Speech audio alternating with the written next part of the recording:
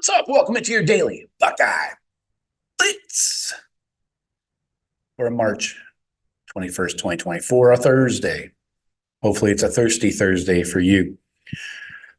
All right. Hey, the Buckeye Cast, the video vault, no ads, zero ads.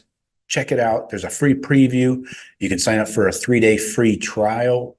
Go nuts. You can view the entire site for 3 days. Then maybe sign up. That's probably what I would recommend. But check it out, the video vault at thebuckeyecast.com. Let's get into it. We are finishing up our 2023 freshmen. We saved the best for last, I think. Wide receiver Carnell Tate coming in, the big man. We remember him out of IMG Academy down in Bradenton, Florida, but by way of Chicago. Grew up in Chicago. Played 2 years at IMG.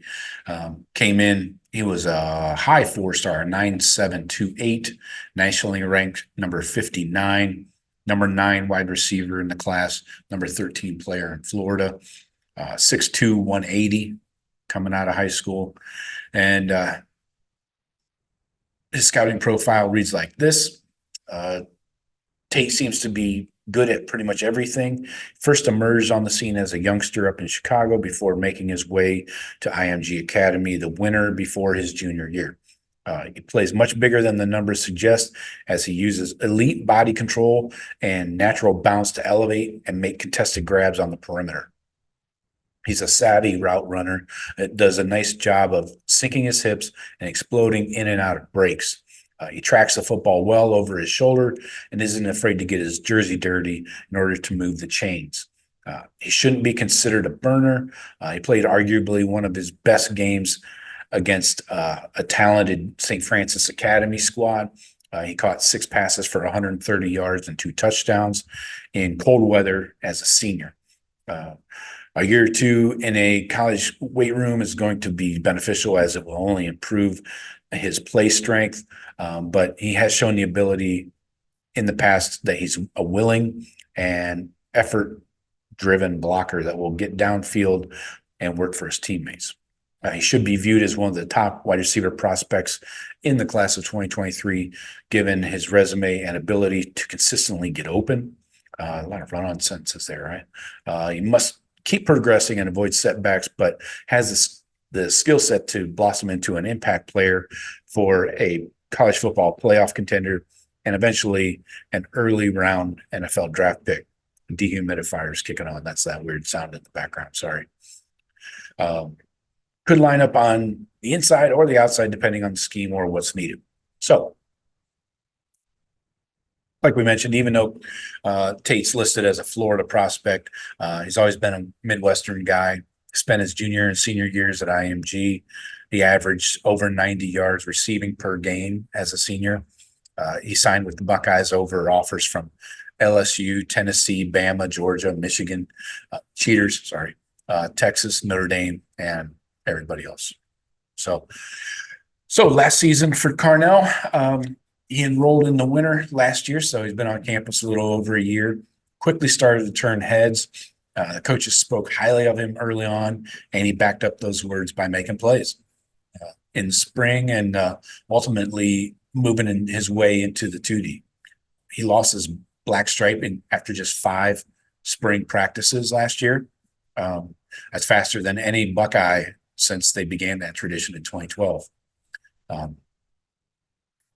Brian Hartline said last spring, quote, "I would say anytime a guy comes in and handles his business off the field, I think he has all straight A's right now. He's never missed a workout. He's always on time. He's doing his job on the field. The combination of all that, it was well-deserved." So Carnell Tate impressed in fall camp last year as well.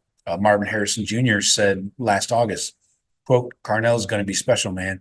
I think Carnell's probably at a better point right now than I was going into my sophomore year. So, I mean, I think he's amazing. He handles his business. He's always in the right spot, catches the ball, and runs great routes. So I'm excited to really see what his career looks like. I think he'll be one of the best receivers ever to come to Ohio State." Big words from the big man. Tate ended up playing in every single game last year.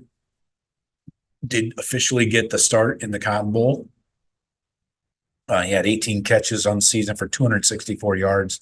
That's a nice 14.7 yard per completion, per catch, whatever, and 1 touchdown. The 18 catches are 5th most for an Ohio State true freshman wide receiver in the last 40 years, 3rd most in the last 25 years. He's right behind Garrett Wilson, who had 30 in 2019, and Ted Ginn Jr. had 25 in 2004. So now the Buckeyes lost starting receivers Marvin Harrison Jr., Julian Fleming from last year's team. So the expectation is that Carnell Tate will step right into one of those openings. He'll be one of the Buckeyes' top targets, along with returning senior Emeka Egbuka, of course. But Carnell Tate's true freshman season has Ryan Day saying his trajectory is looking similar to Chris Olave, Garrett Wilson, and JSN. Ryan Day said this past fall, quote, similar. I mentioned that to somebody just the other day. When you look at where Chris was that year, Garrett, Jackson, you know those guys, Marvin, Emeka, they were coming on as you hit the mid-year, and then the second half of the season is where they really made an impact. And I think Carnell coming in mid-year allowed him the opportunity to be in that same position and kind of be on the same trajectory. So the sophomore season is where each of those guys really exploded. You can go back even to David Boston in 1997. He had 70 catches, 930 yards, and 14 touchdowns as a sophomore. Then you got Chris Carter, go back even farther into the 80s, 53 catches, 879 yards, 8 touchdowns. So what do you expect of Carnell Tate this year as a true sophomore? Well, every receiver has to deal with different quarterbacks. The offenses back then are different than they are now, and the defenses, are different.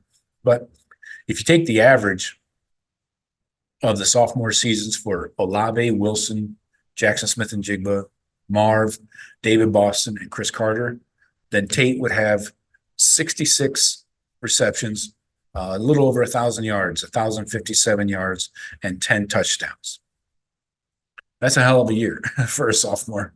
But realistic when you look at how he came in, highly touted, highly rated receiver, already made an impact his freshman year, and now just is going to explode in his sophomore year. And the expectations are high. I get it. But he's a tough Midwest guy. He doesn't mind playing in the cold. He doesn't mind going over the middle. He's tough. And even though he played at IMG, he's up to the challenge, I think. And this fall, I think we're going to see another bust out wide receiver, a stud, like a Marv. So that's all I got for you today. Talk to you tomorrow. Don't forget to hit thebuckeyecast.com. Check out the video vault and pick up some gear while you're in there. All right. Talk to you later. Go Bucks.